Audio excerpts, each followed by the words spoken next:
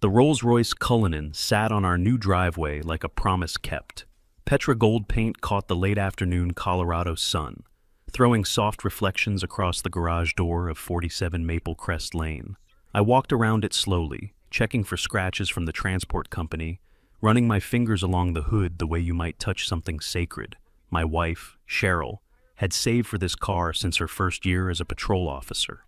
2 decades of graveyard shifts, of proving herself in a profession that made her earn everything twice, of climbing from beat cop to detective to lieutenant to the youngest chief of police in Millbrook's history. This car was not about status. It was about proof.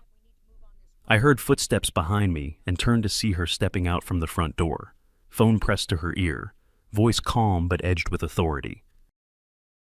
"No, Sergeant Myers, I want that report on my desk Monday morning, complete." She ended the call and tucked the phone into her back pocket, then stood beside me, staring at the car. Her hair was down, no uniform, just a white blouse and jeans. Nobody looking at her would guess what she did for a living. That was intentional. She wanted to be a neighbor here, not the chief. "The movers finished the bedroom," she said. "Kitchen's still a disaster." I nodded, but kept my eyes on the street. A man watering his lawn 3 houses down had frozen mid-motion, hose dripping onto his shoes, staring at us. At the corner, a white Ford Explorer with yellow lettering on the door sat idling, silhouette visible through the windshield, 2 points of attention, perfectly positioned, like sentries reporting to the same command. The coordination felt rehearsed. I filed the observation away and turned back toward the house. There was still work to do. The moving truck had delivered 43 boxes total, and I had prioritized exactly 1 room, my home office. Legal documents, reference books, 2 monitors, scanner, printer, everything I needed to work from home. I carried the last box inside the one marked Home Office Legal Docs in my own handwriting and set it on the desk I had assembled that morning.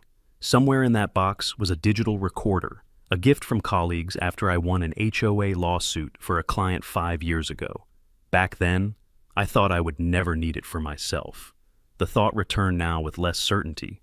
Cheryl appeared in the doorway.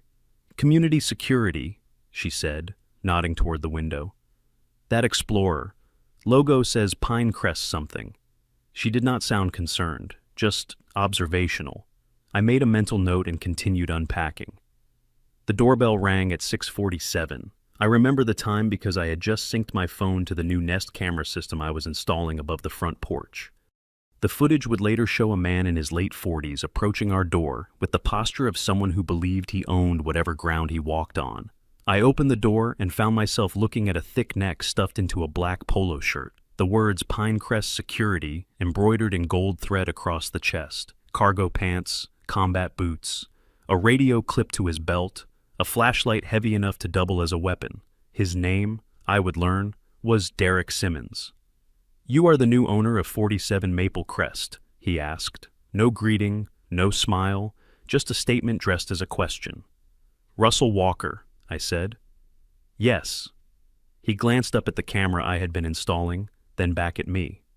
"Security cameras require board approval, HOA policy. Mrs. Collins will need to review before you can keep that up." I did not stop working. "Which section of the CC&Rs covers that requirement?" The question landed like a slap. People who use policy as a weapon rarely expect anyone to ask for citations. "It's standard procedure," he said after a beat. "All exterior modifications go through the board." I finished securing the mount and climbed down from the ladder, finally meeting his eyes.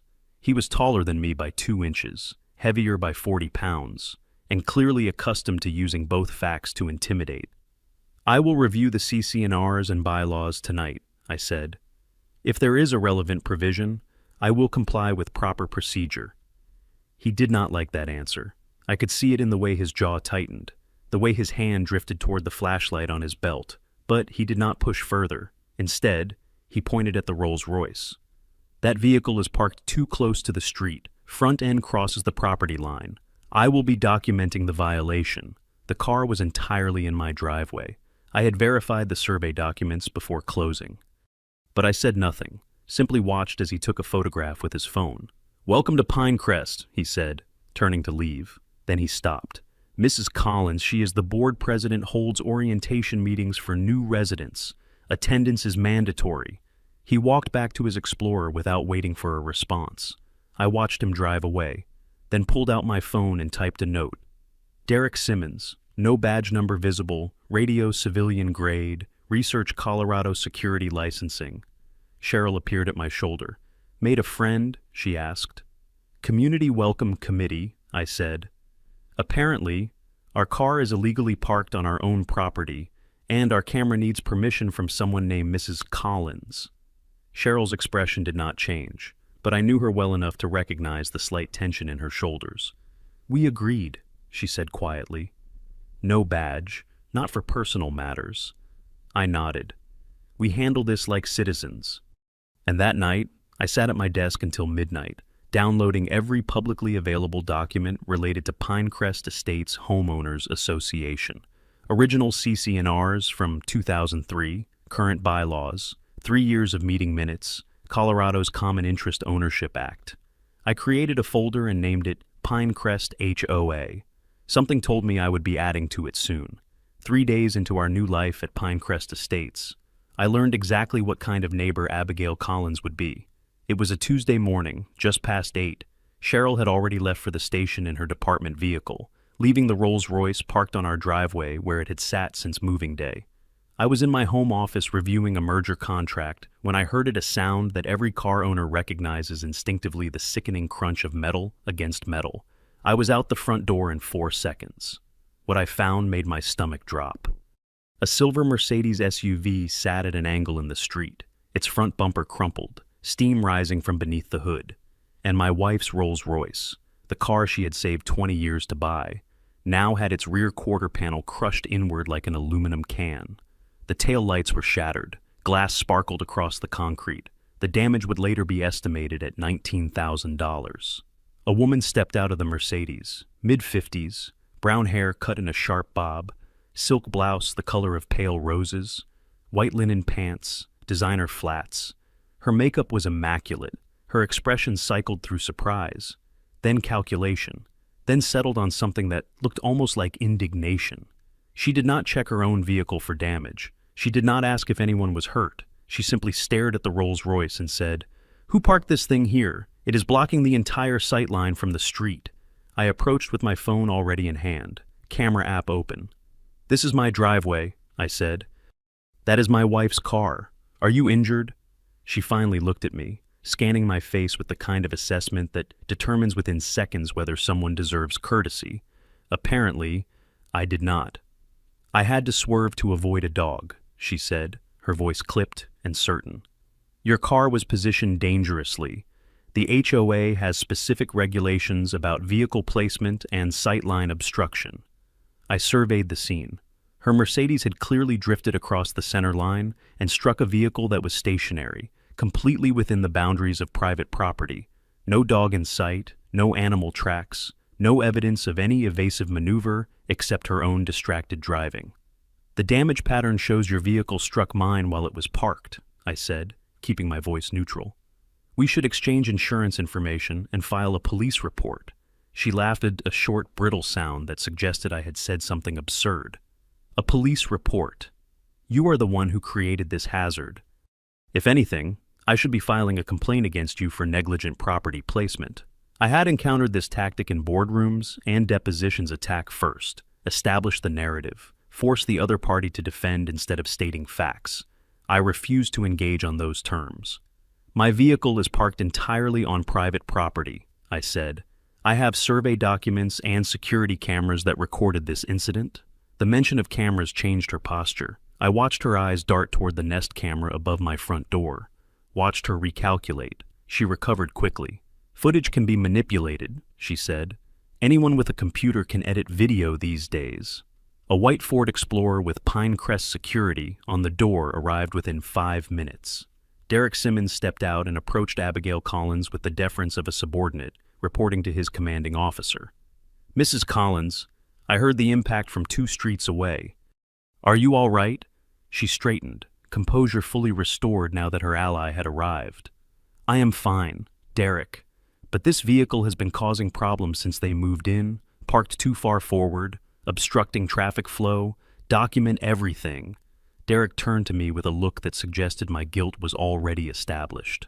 Mr. Walker, seems like that car of yours keeps finding trouble. I continued recording, capturing every word. Derek noticed the phone and his expression soured, but he said nothing. Abigail studied me for a long moment, and I could almost see her shifting strategies. The parking argument was not landing. The camera threat had rattled her. She needed a different angle. Her gaze moved from my face to the house behind me, then to the Rolls-Royce, then back to me.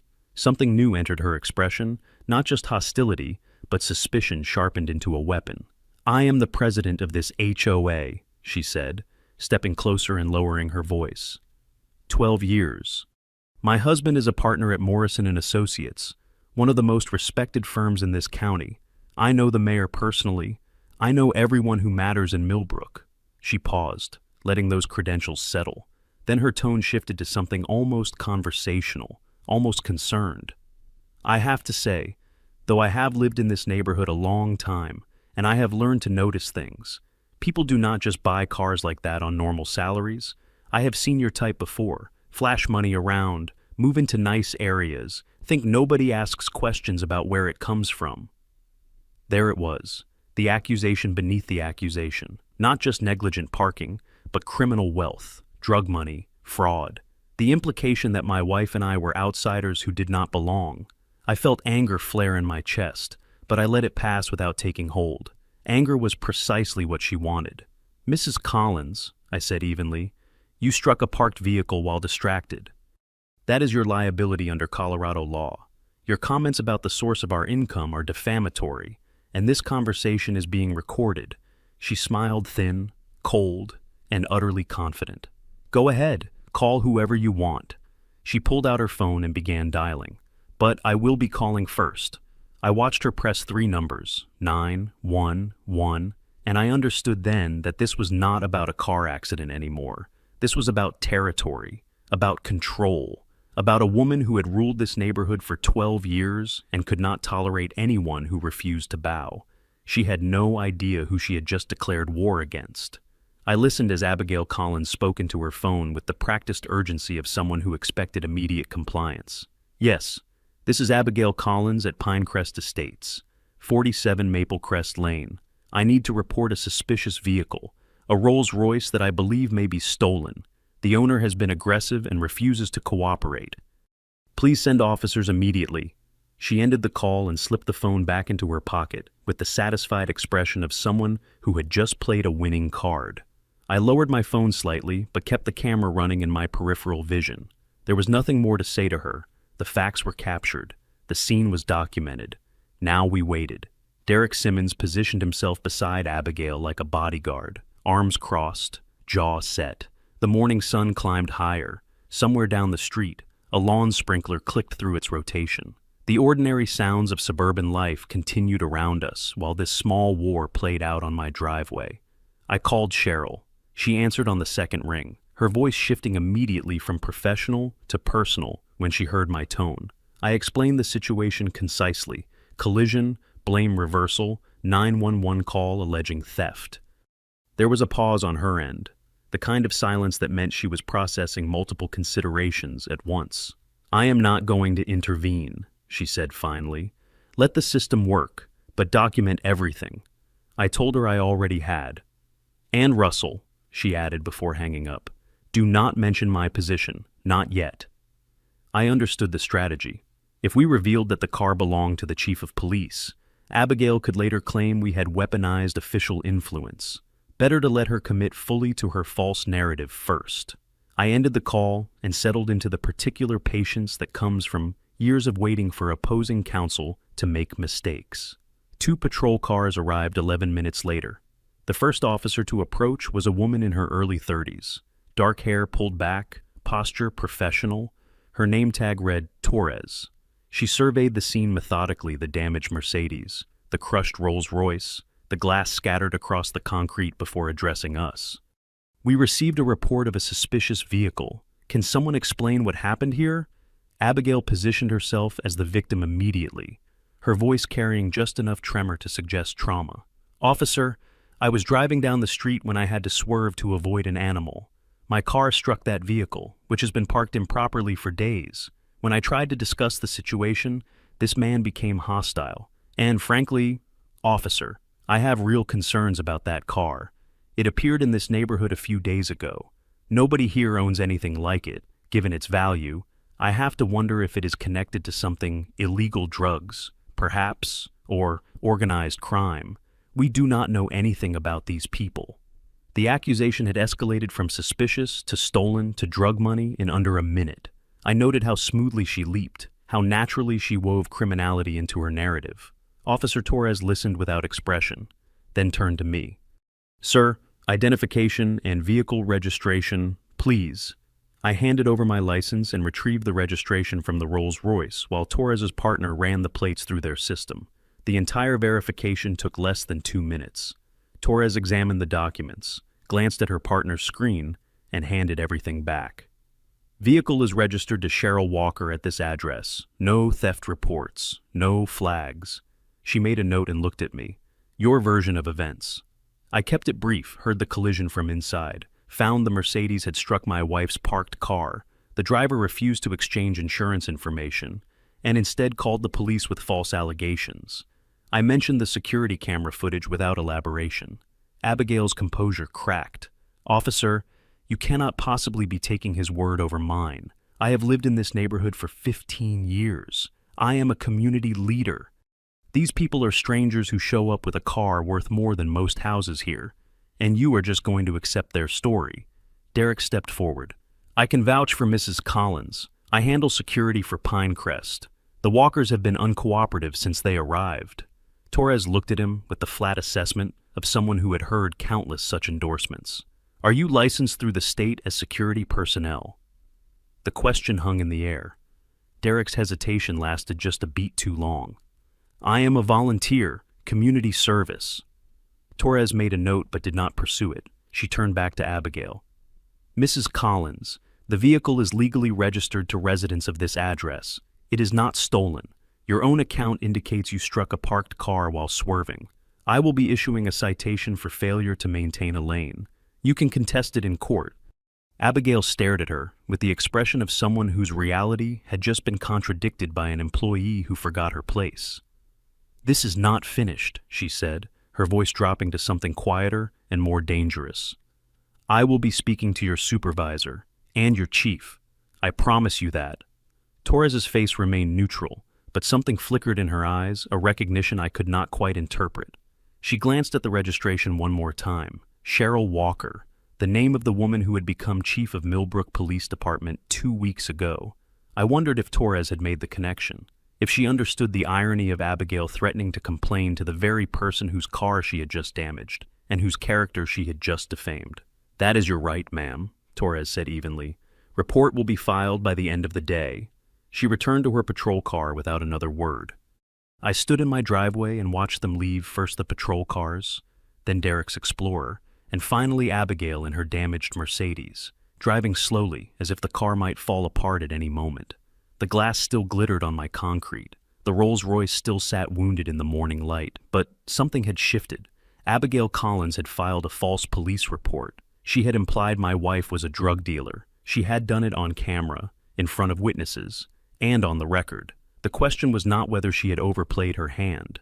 The question was how much further she would go before realizing whose hand she was playing against.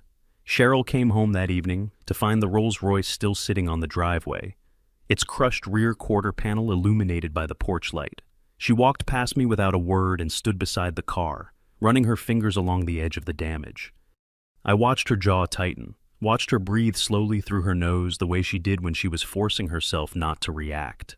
When she finally spoke, her voice was flat.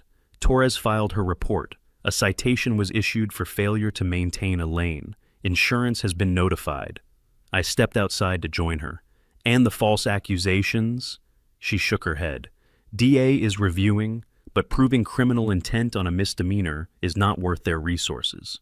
She will claim she was a concerned citizen acting in good faith. I had expected as much. What about civil remedies? Cheryl turned to look at me, and something shifted in her expression, the same focused intensity she brought to case strategy. Build it, she said.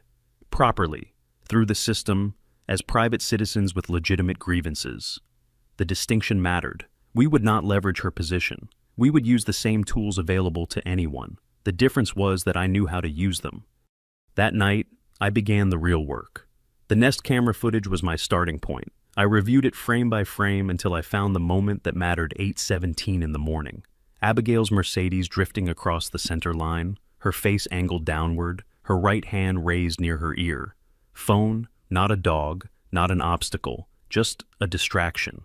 I captured the keyframes, preserved the original file with metadata intact, and moved on. Evidence secured. Next, I turned to the HOA itself.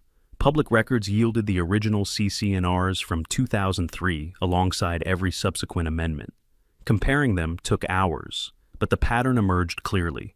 17 bylaw changes had been implemented without proper homeowner votes, including provisions that granted the board president unilateral authority over fines and enforcement.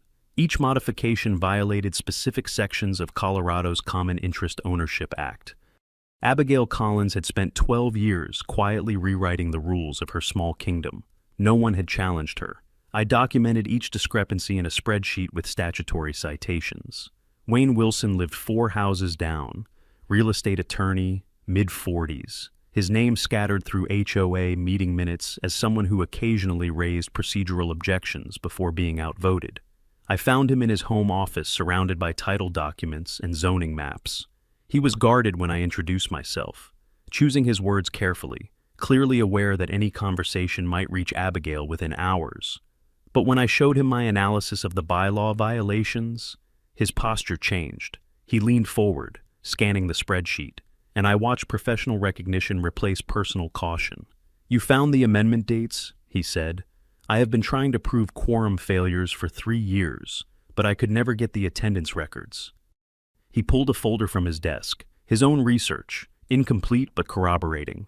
Then he gave me something more valuable, a case number. Tom Harrison versus Pinecrest Estates, HOA, filed 4 years ago, settled for $78,000.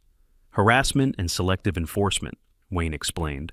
"The settlement is confidential, but the docket is public record. It proves she has been sued successfully before." I asked if he would support a challenge to the board. He hesitated, glancing toward his window as if someone might be watching. "My firm handles transactions in this county. Her husband's firm handles the other half. If I go public and it fails—" He did not finish the sentence. "Let me think about it," he said finally. "Build your case first. Show me it can win." Robert Hayes required a different approach. Former HOA treasurer, resigned in 2018, now spending his retirement tending roses and avoiding community politics. I found him in his front yard with pruning shears and the weathered patience of a man who had stopped expecting anything to change. He listened to my introduction without expression, then set down his shears and looked at me directly. "Wayne sent you?" It was not a question. "He mentioned you might have information about internal board decisions." Hayes studied me for a long moment, assessing. "Information I have, courage to share it, is a different matter." But he talked. Not about bylaws or legal violations. Wayne had covered that territory. Hayes talked about people, the Patterson family, who had received 19 violation notices in 18 months over issues like grass height and mailbox positioning, sold their house at a loss. The Flores reported to the city code enforcement weekly until they broke their lease and left. A retired teacher named Margaret Owens, who had complained about fine procedures at a board meeting and found her car keyed the following week. "Pattern," Hayes said. "Same every time. Find a target, apply pressure, wait for them to leave. Anyone who fights back gets the Harrison treatment buried in legal costs until they settle and sign a gag order." I asked the question that mattered. "Would you testify to this formally? If it came to that?" Hayes picked up his shears and turned back to his roses. For a moment, I thought he would refuse. Then he spoke without looking at me. "My wife has been after me for 6 years to do something about that woman. Says I surrendered my spine when I resigned instead of fighting." He clipped a dead branch with more force than necessary. "If you can actually build a case that holds not just threaten, but follow through, then, yes, I will stand up. But you need to understand what you are starting. She has allies, she has resources, and she has never lost." I told him I understood. What I did not tell him was that Abigail Collins had never faced someone with 20 years of litigation experience and a wife whose entire career was built on accountability and evidence. I spent the next 2 days completing the file. Derek Simmons had been terminated from Westfield Mall security for excessive force. No criminal charges. But the incident report existed. More critically, he had never obtained the state license required for private security work in Colorado, and his use of blue and red emergency lights during traffic stops constituted impersonating law enforcement. I added his documentation alongside Abigail's. When Cheryl reviewed the completed file that weekend, she turned pages slowly, reading with the attention she gave to active investigations. Finally, she looked up. Property damage, defamation, pattern harassment through the HOA, governance violations exposing the entire board. She closed the folder. This is not just a lawsuit. This is a dismantling. I nodded. Only if we see it through. She met my eyes, and I saw the answer there before she spoke. Then we see it through. The demand letter reached Abigail Collins on a Thursday afternoon. I had drafted it carefully, citing the traffic citation, the documented property damage, the defamatory statements captured on video, and the potential for civil litigation if we could not reach a reasonable settlement. I requested full insurance cooperation for vehicle repairs, a written retraction of her accusations, and reimbursement for legal fees incurred. The tone was professional, the language precise, the implications clear. Within 24 hours, Pinecrest Estates received an email blast that told me exactly how she intended to respond. The subject line read, "Urgent community safety concerns, emergency meeting required." The body accused my wife and me of attempting to destabilize community leadership through legal harassment. She called for an emergency HOA meeting the following Tuesday to discuss protective measures. She copied every homeowner in the development. Settlement was not in her vocabulary. War was. Cheryl read the email over my shoulder that evening. "She is making this public," I said. "Instead of resolving quietly, she wants a stage." Cheryl's expression did not change, but I recognized the calculation behind her eyes. Public can work both ways. If she wants an audience, make sure you control what they see. I understood. Abigail had spent 12 years cultivating her version of reality within this community. She believed her authority was unassailable because no one had ever challenged it with facts. Tuesday would be different. I spent the weekend preparing not a legal brief, but a presentation designed for ordinary people. Clear, sequential, impossible to dismiss. The clubhouse held 83 residents when we arrived, nearly double the usual attendance. Word had spread. Abigail stood at the front podium flanked by 2 board members. Derek Simmons positioned himself near the door. Cheryl and I took seats near the back, drawing glances but no greetings. We were the accused. Abigail opened with a performance calibrated for sympathy. Her voice carried just enough tremor to suggest distress without weakness. She described feeling targeted by people who had been in the neighborhood less than 2 weeks. She referenced the accident as a minor fender bender that had been weaponized against her. She spoke of her 12 years of service, her dedication to property values, her sleepless nights worrying about the community she loved. "I never imagined," she concluded, "that asking reasonable questions about a suspicious situation would result in legal threats against my family." A woman in the third row nodded vigorously. A man near the window muttered something about lawyers ruining everything.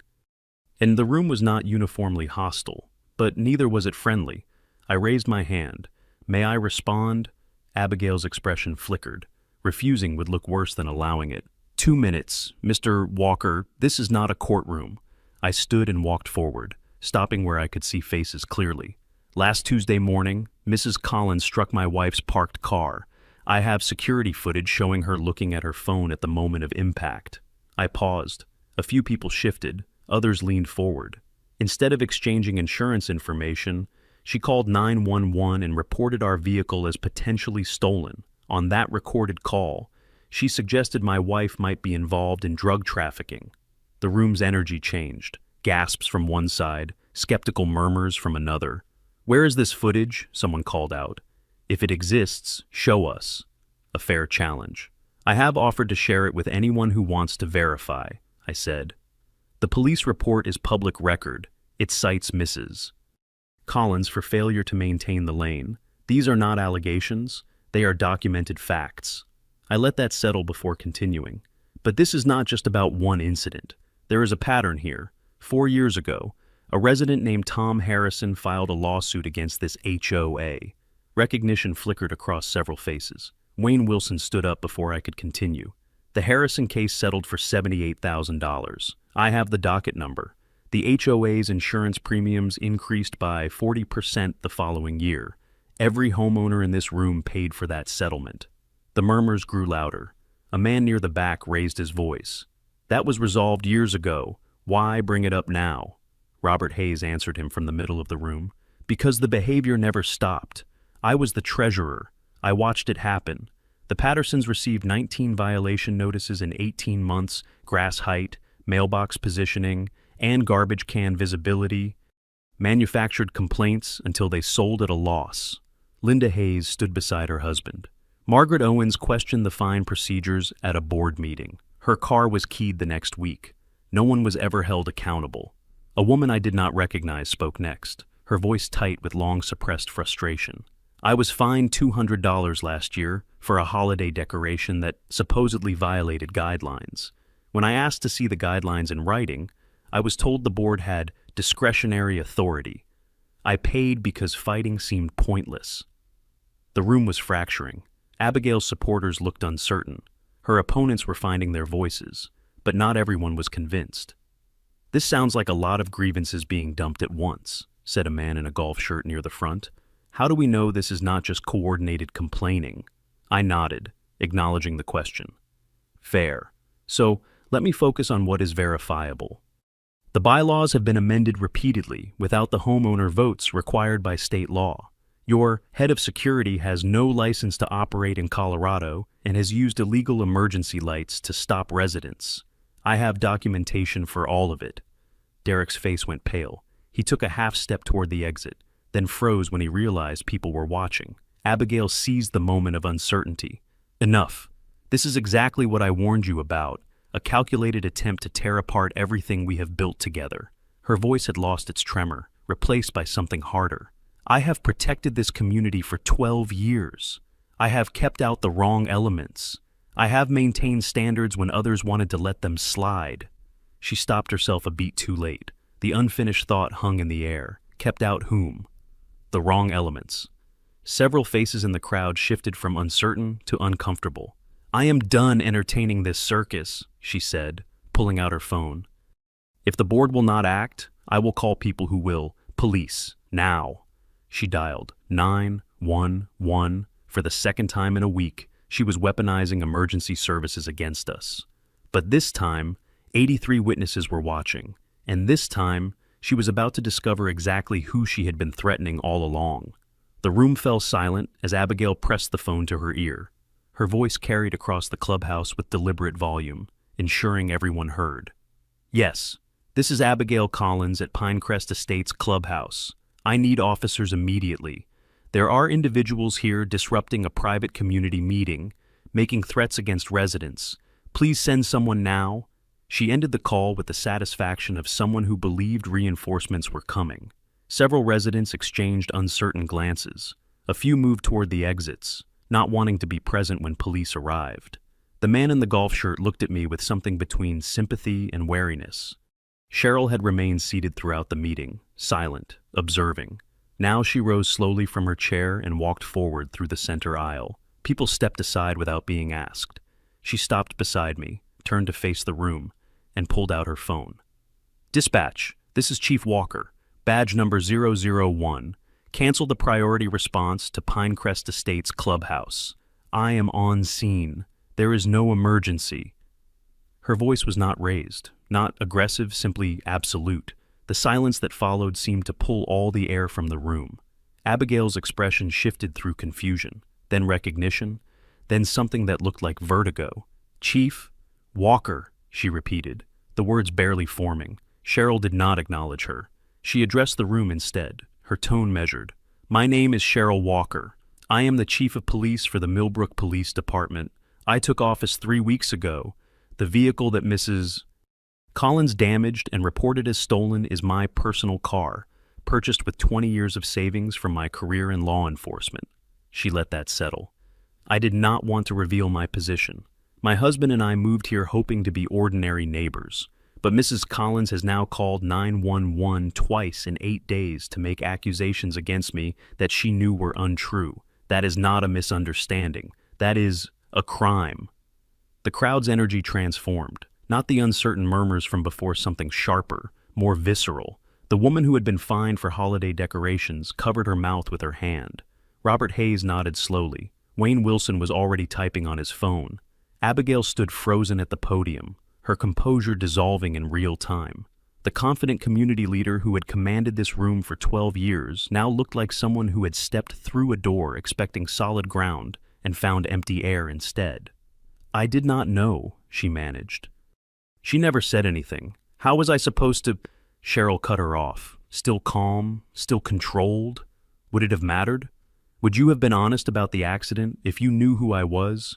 Would you have refrained from suggesting I was a drug dealer? Abigail's mouth opened, but nothing came out. The question required no answer. Everyone in the room already knew. The clubhouse door opened. Officer Torres stepped inside, her partner behind her. She scanned the room, located Cheryl, and approached with professional deference. "Chief Walker, dispatch relayed your message. Do you need assistance?" Cheryl nodded toward Abigail. "Mrs. Collins needs to be informed of the consequences of her actions tonight. 83 witnesses can confirm that no threats were made and no disruption occurred before she placed that call. I will provide a formal statement tomorrow." Torres pulled out her notepad and began documenting. Then Cheryl's attention shifted to Derek Simmons, who had been edging toward the rear exit with agonizing slowness. "Mr. Simmons, stay where you are."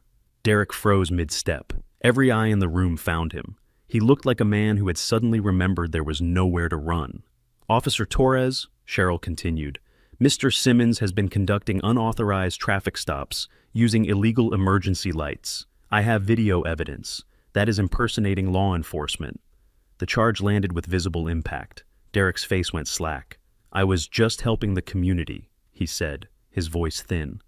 "Mrs. Collins asked me to keep things under control. She said—" Abigail's response was immediate and sharp, self-preservation overriding everything else. "I never told you to break the law. Whatever you did on your own." The betrayal registered on Derek's face like a physical blow. He stared at the woman he had served for years, seeing her clearly for perhaps the first time. She had already written him off. He was a liability now, nothing more.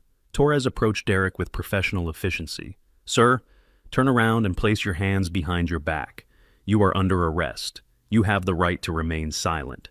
Anything you say can and will be used against you in a court of law." The handcuffs closed with a sound that echoed through the silent room. Torres led him toward the door, while her partner remained to coordinate statements. The crowd watched him go, this man who had patrolled their streets in his fake uniform, who had stopped their cars with his illegal lights, who had believed his borrowed authority was real. Now he was being escorted out in handcuffs, while the woman who had empowered him pretended she barely knew him. Robert Hayes rose from his seat. His voice carried the weight of years spent waiting for exactly this moment. "I move for an immediate vote of no confidence in Abigail Collins as board president." The second came before he finished the sentence. 3 voices, then 5 more. Hayes called for those in favor, and hands rose across the room, not unanimously, but overwhelmingly. Only 4 abstained. Abigail's remaining loyalists were too stunned to mount any defense. "Motion carries," Hayes announced. "Abigail Collins is removed as board president, effective immediately." The words hung in the air like a verdict. Abigail stood alone at the podium. Her board allies had stepped away. Her enforcer was in the back of a patrol car. The authority she had accumulated over 12 years had collapsed in less than 15 minutes. She looked at Cheryl one final time, and I saw something flicker behind her eyes. Not remorse, not yet, but perhaps the first crack in her certainty. The dawning recognition that she had mistaken fear for respect, compliance for loyalty, and had built her entire kingdom on foundations that could not survive contact with actual accountability. Then Charles Collins appeared at her side, took her arm, and guided her toward the exit without a word. She went quietly. The door closed behind them. Around the room, people began to breathe again. Conversation started hushed at first, then louder. neighbors turning to neighbors, processing what they had just witnessed. The woman with the holiday decoration, fine, was crying softly. The man in the golf shirt was shaking his head in disbelief. And Cheryl stood in the center of it all, not triumphant, not vindicated, just present. A public servant who had wanted only to be a private citizen, forced into the light by someone who could not leave well enough alone.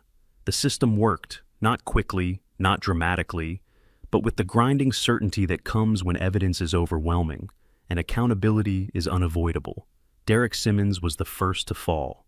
His attorney reviewed the security footage, the witness statements, and the complete absence of any defense, then advised him to plead guilty before a trial made everything worse. He took the deal: probation, community service at a homeless shelter across the county, a permanent bar from security work anywhere in Colorado. I watched him leave the courthouse on sentencing day, head down, shoulders curved inward, all the borrowed authority stripped away. He had spent years playing at power in his fake uniform with his illegal lights, and now he would spend his weekends serving meals to people who had nothing. There was a certain poetry in that. Not revenge, I had never wanted revenge, but balance. The kind of balance that comes when consequences finally match actions. Abigail fought. Of course she did. Fighting was all she knew. Her husband's firm recused itself, recognizing the conflict, and she retained outside counsel who filed every motion available, procedural delays, requests for dismissal, arguments that her calls to 911 reflected genuine concern rather than malicious intent. None of it worked. The DA had recordings, witnesses, and a victim who happened to run the local police department. When discovery loomed threatening to expose every questionable decision from her 12 years as board president, her attorneys finally convinced her to negotiate. The deal she eventually accepted was worse than the one she had initially rejected: 18 months probation, a fine that would sting even her household budget, mandatory anger management, and a formal admission that became part of the public record. I heard later that she had argued with her own lawyers until the final hour, insisting that she had done nothing wrong, that she had been protecting her community, that the only mistake was not knowing who Cheryl was. She never grasped the fundamental problem. Her behavior would have been wrong regardless of her target's profession. The badge simply guaranteed she would not escape the consequences. The civil resolution came faster. Abigail's insurance carrier calculated the cost of litigation versus settlement and chose the rational path. They covered the vehicle damage and our legal fees without argument. The defamation claim was separate, personal, outside any policy coverage. Her attorneys negotiated for weeks, but they had no leverage. The statements were recorded. The malice was evident. Eventually, Abigail signed a check and a retraction letter that I distributed to every household in Pinecrest Estates. I could have pushed for more. A full trial might have yielded a larger judgment, but this was never about extracting maximum payment. It was about making sure everyone knew the truth. The letter, with her signature at the bottom, admitting that her accusations had been false and unfounded, accomplished that more effectively than any dollar amount. The HOA transformation surprised even those of us who had hoped for it. Robert Hayes assumed interim leadership and immediately commissioned a full audit of the association's governance history. The results exceeded what Wayne Wilson and I had documented in our initial research.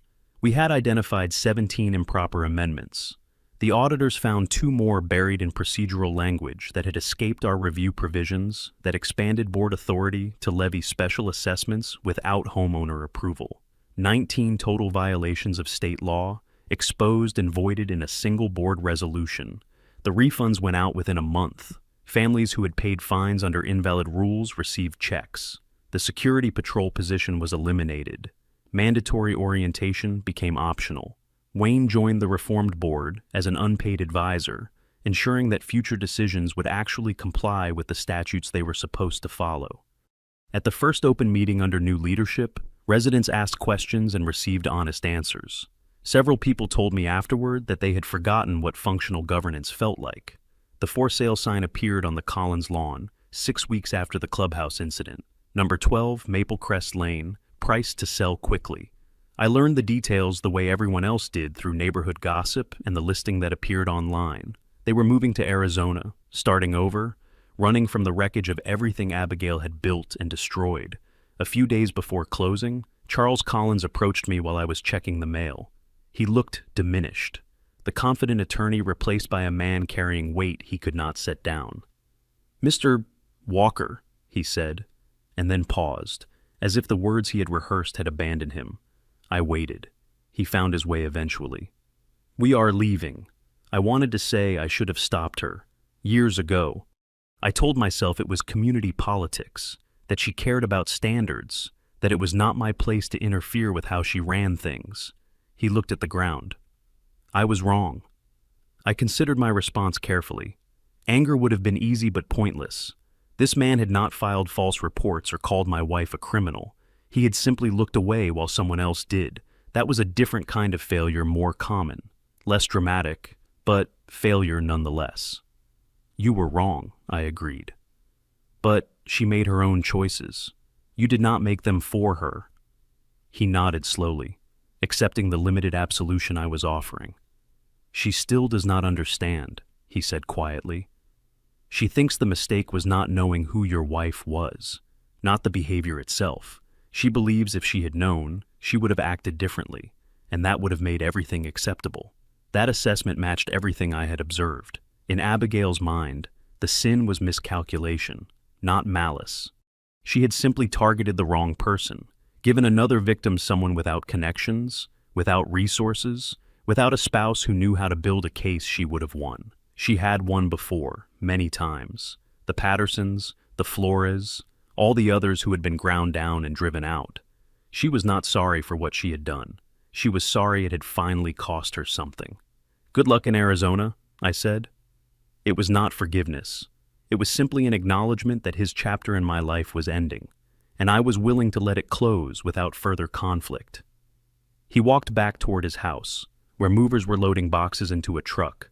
I returned to my own home, where Cheryl was making dinner, where the Rolls-Royce waited in the garage for repairs that were already scheduled, where our life in Pinecrest Estates was finally ready to proceed on terms we had chosen for ourselves.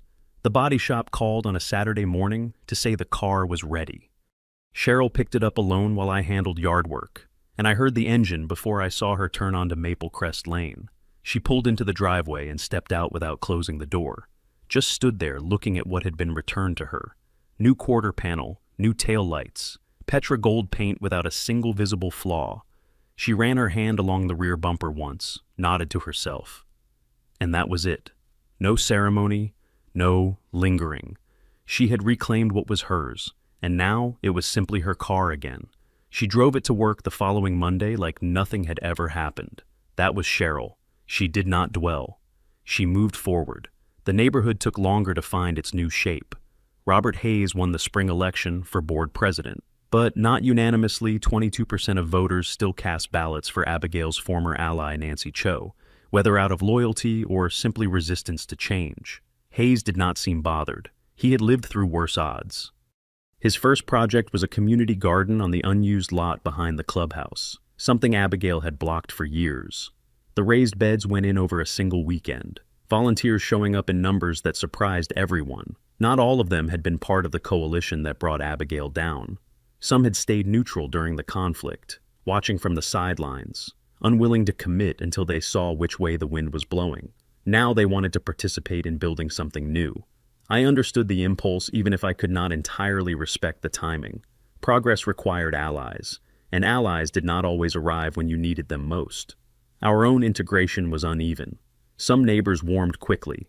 Linda Hayes invited Cheryl to join her morning walks within weeks of the clubhouse meeting, and Wayne Wilson's wife began dropping off baked goods with aggressive regularity. Others kept their distance.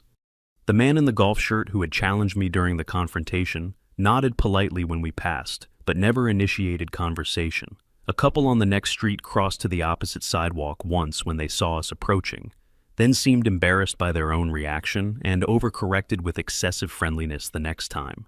These small awkwardnesses did not bother me. Trust rebuilt itself slowly, through accumulated ordinary interactions rather than dramatic gestures. We had time. We were not going anywhere. The block party in July was my idea. Though Cheryl executed most of the planning, I had suggested it as a way to accelerate what was already happening naturally, to give people a low-stakes opportunity to approach us on neutral ground. 43 neighbors showed up, which Hayes told me was more than any community event had drawn in 5 years. Cheryl made carnitas. Robert brought local craft beer. Conversations started hesitantly and loosened as the afternoon wore on. A few people asked carefully worded questions about everything that happened, and I answered honestly without elaborating beyond what they wanted to know. By evening, 3 different families had let their children sit in the Rolls-Royce and pretend to drive while parents took photographs. The image struck me as meaningful in a way I could not quite articulate. This car that had been called suspicious and criminal, now serving as a prop for family memories. Symbols could be reclaimed, narratives could be rewritten. It just required patience and the willingness to remain present. Some evenings I thought about the variables that had determined our outcome, the security cameras I had installed before we even finished unpacking, Cheryl's discipline in keeping her position hidden until Abigail forced the reveal. The accumulation of evidence made our case undeniable rather than merely persuasive. Any of those elements missing, and we might have become another cautionary tale, the family that tried to fight back and lost. But I did not dwell on hypotheticals the way I once might have.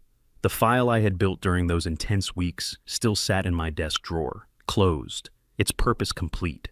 I kept it as a reminder that preparation mattered, that systems could work when properly engaged, that ordinary people were not powerless against those who abuse small authorities.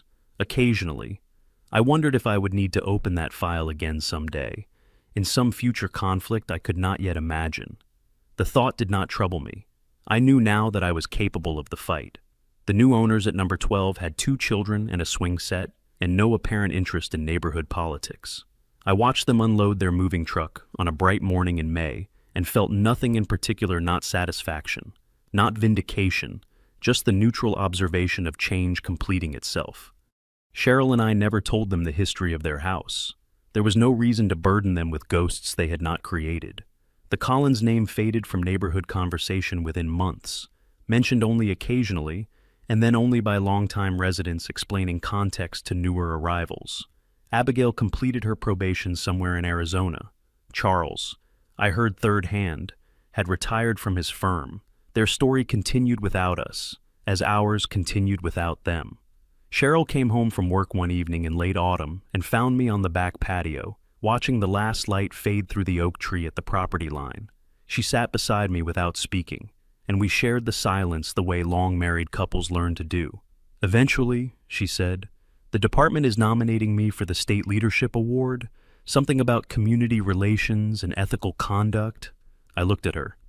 Because of what happened here, she shrugged. Partly, mostly because of how we handled it. The DA mentioned it to someone on the selection committee. Word gets around. I was not sure how to feel about that recognition, for an experience I would have preferred to avoid entirely. But Cheryl had navigated the situation with exactly the integrity the award was meant to honor.